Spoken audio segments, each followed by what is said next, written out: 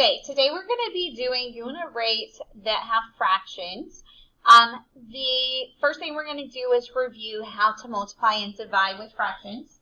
The first problem we have here is 1.5 times 6. Remember, anytime we are working with fractions, our first step is to take and convert them into improper fractions. Okay, and we do that using the C method. So 1 1/2 becomes 3 halves. And then 6, of course, since 6 is a whole number, we always put whole numbers over 1. And now we can take and cross simplify the 2 and the 6. So 2 will be a 1 because 2 divided by 2 is 1. 6 divided by 2 is 3. Now we take and just multiply straight across. 3 times 3 is 9. 1 times 1 is 1, or just 9 whole. Okay, our next problem we have 2.5 divided by 6. So again, we have to change to improper fractions. 2 1/2 becomes 5 halves. We're dividing by 6 over 1. You guys remember we should always keep, change, reciprocal, which means our first number we keep, we change to multiply, and we change our second number to its reciprocal, so 1 over 6. At this point, we check to see if we can cross simplify by anything, and there's not anything we can cross simplify by. So we multiply straight across again. 5 times 1 is 5, and 2 times 6 is 12. And that's our solution. Okay, our next problem, 2 2/3 times 1/4. Again, we have to take and convert to improper fractions. Okay, so we have 8 over 3 times 1/4. Okay, we check to see if we can cross simplify. We can simplify 4 and 8 both by 4. So 8 divided by 4 is 2. 4 divided by 4 is 1. And now we just multiply. 2 times 1 is 2. 3 times 1 is 3. And we're done. Okay, our next problem is 1 3/4 divided by 2/3. Again, we have to take and convert to improper. 1 3/4 becomes 7/4.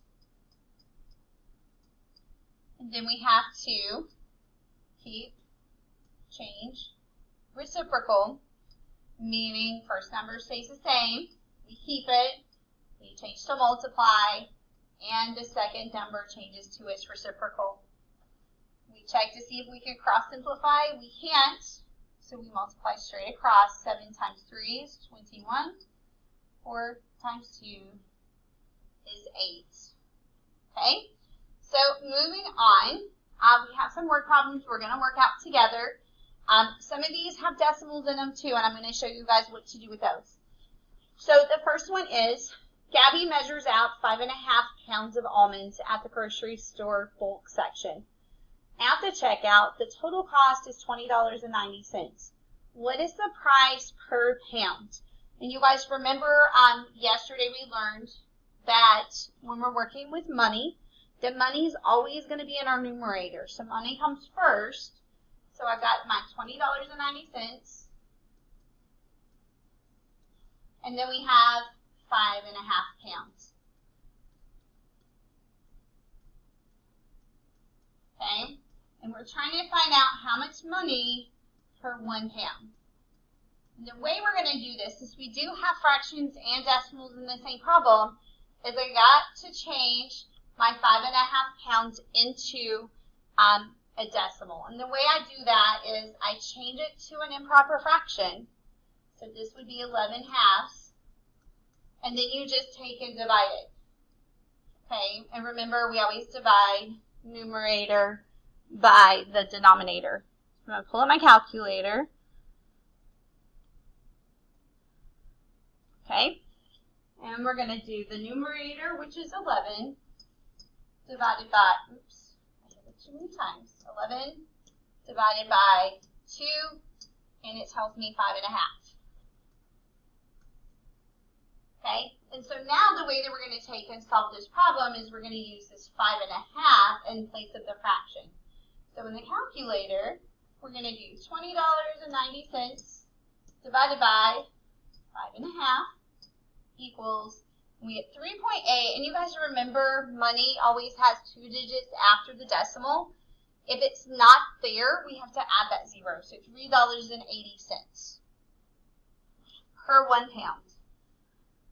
Okay, the next problem says a car travels 117 miles in 2 1/4 hours. How fast does the car travel in an hour? Okay, so this was talking about speed. If you remember from yesterday, we discussed that speed is always miles per hour. So we're going to put it in that order. 117 miles in 2 1/4 hours. And we're trying to find out how much for 1 hour. Okay, so we're going to do this one using fractions. Okay, so my first step is to set up my problem. Remember, 117 being a whole number, we put it over 1. We're dividing by, because this fraction bar is always telling us to divide, by the 2 1/4. And I'm going to go ahead and switch that to an improper fraction. So I've got 4 times 2 is 8 plus 1 is 9. Okay, and then I have to change reciprocal. So 117 over 1, change to multiply, change to its reciprocal. Now, at this point, if we need to, we can check to see if 9 goes into 117 evenly to kind of help us out with the math. So I'm going to check that out, and it does. So I'm going to divide these. So 9 divided by 9 is 1, and then this was 13. Okay, that helps us out a little. Because now we have a 1 on the bottom. So 13 times 4 gives us 52 over 1, or just 52 miles per 1 hour.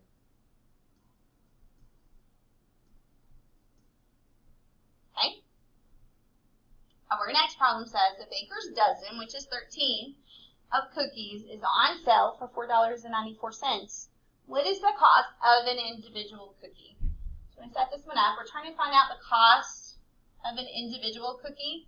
So that's the item that needs to be the 1. So I'm going to put the cookies on the bottom.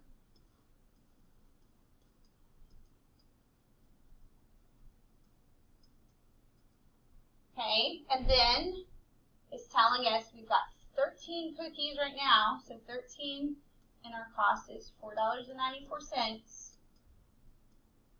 And so we're going to take and divide this out. $4.94. And we're going to divide by 13. So we get 38 cents.